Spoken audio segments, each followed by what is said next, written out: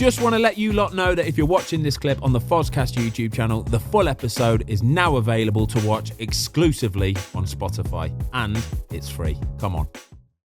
Ben, have you ever seen someone get like a real dressing down, like a youngster kind of getting a real dressing down in the changing room from a senior pro or a manager? Yeah, I've seen a few of them. Most of the time it's just for like being loud, really. It'll be sort of a bit too, just a bit too comfortable, too quickly. Yeah, do you know what I mean? So like we've had a few occasions where young lads would be in the first team dressing room on a Friday or like a Saturday or something like that, and they'll be on their phones and they're laughing around and joking and stuff like that, and you've got to read the situation or the moment that you're in and just think, no, come on. You've got to be on your toes in that environment. Be on your toes. Could you imagine as a kid, Robbo, when mobile phones, if they were about at that time, could you imagine going into that first team dressing room at 18 years old and like laughing around and being loud and being on your phone and stuff? Well, you wouldn't. You get fined. You'd get the senior fined players and would fine you punished, straight away. If they saw you on your phone, you'd get the old finger from across the dressing room and go, "Get out here now." That's a fine. You're on your phone. Yeah. That's what they do. But now you see it, the players literally, as soon as the game's finished, straight on the phone. Straight on. I always remember you telling me, Ben, I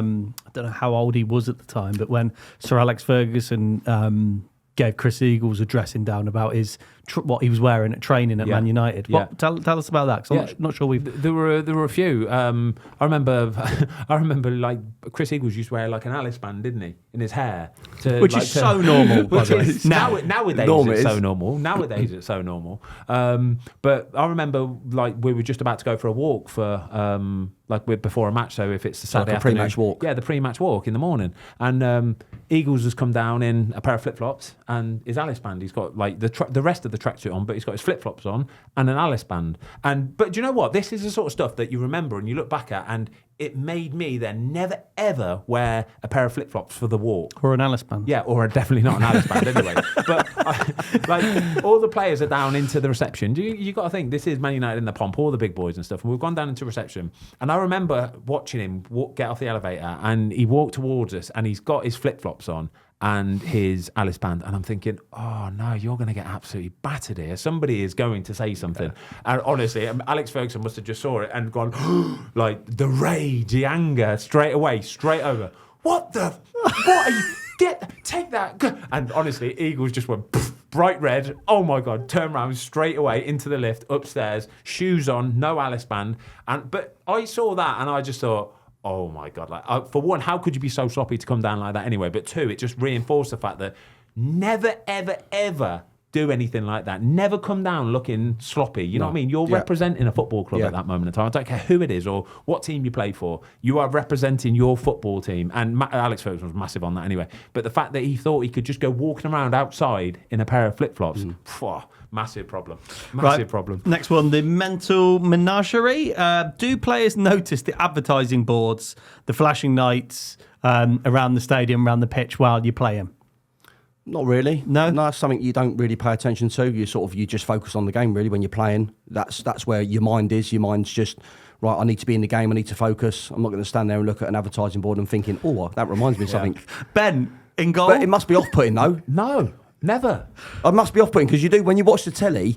I've seen it. Which you do notice. There was like a dog one advertising, and I thought there was a dog running along, but it was the advertising board. So I can see it's a great point because when you watch it on telly, you're going, how are the players not seeing that? To what I'm seeing. So this is I left this bit out on the question because I wasn't sure. So the full question was: do players notice the ad boards, the flashing lights, and the running dash hounds? That's what it is. That's what it is on the telly. But I'm looking at it and I'm going, who's let the dog in? And there's the advertising board.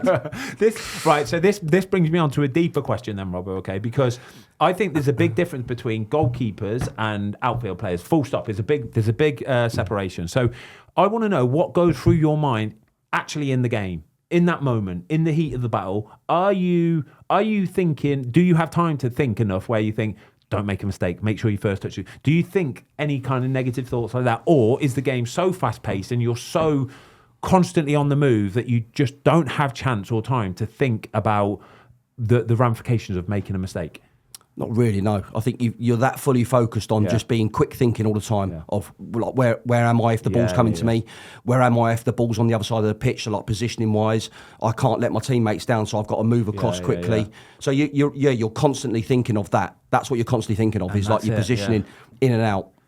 That's a nice place to be. If you make a mistake, that's obviously that's just the speed of the game and the way it happens quickly. Yeah. But you're not thinking, oh, I'm going to make a mistake now. The boys come my way. You just don't think like that. Oh, that is such a nice place to be. Honestly, but it's different for a goalkeeper, though, isn't it? Because honestly, there'd be like moments in the game where you're not even involved. Yeah. So you could just be standing there 5 or going, 6 minutes. This is just so easy. Like, I'm so bored. I'm not even. And then you'd be like, oh God, I'm in a game, mate. I promise you, there's no goalkeeper out there unless you play for a Man City or a Liverpool, where you know you're probably not going to see the ball. And even if you do let one in, you're probably going to go and want to win anyway. But I'd say for 98% of other goalkeepers, when it's a lull or a quiet time, that is the time where all the negative thoughts come in. Yeah. I don't care who you are. I promise you, I don't care who you are. You could be the most positive, optimistic, confident goalkeeper, but when you are left to your own devices in that game and there's a lull, that's when everything comes in. All the self-talk, the self-doubt, don't make a mistake. What if that happens? Could he lob me from there? He's 75.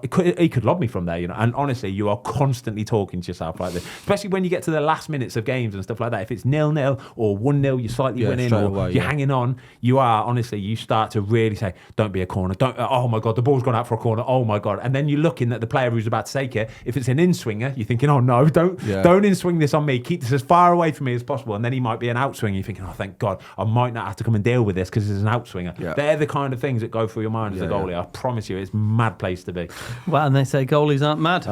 Right, Charlie Waterworth has asked, will Ben put on the gloves one more time and join Robbo for a game at Claverdon? Oh. He's the manager at Claverdon. Go on, Charlie. He's desperate to get that question out.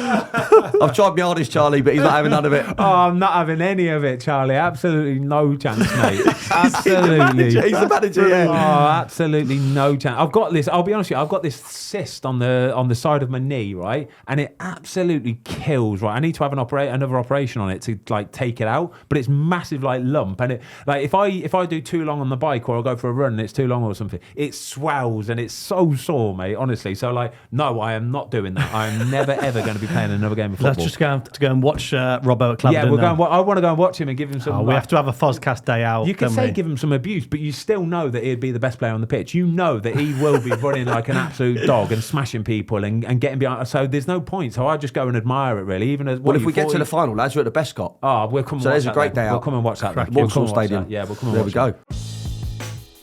Thanks everybody for watching. We hope you enjoyed this clip of the Fozcast. If you would like to watch the full episode, it is now available exclusively on Spotify for free.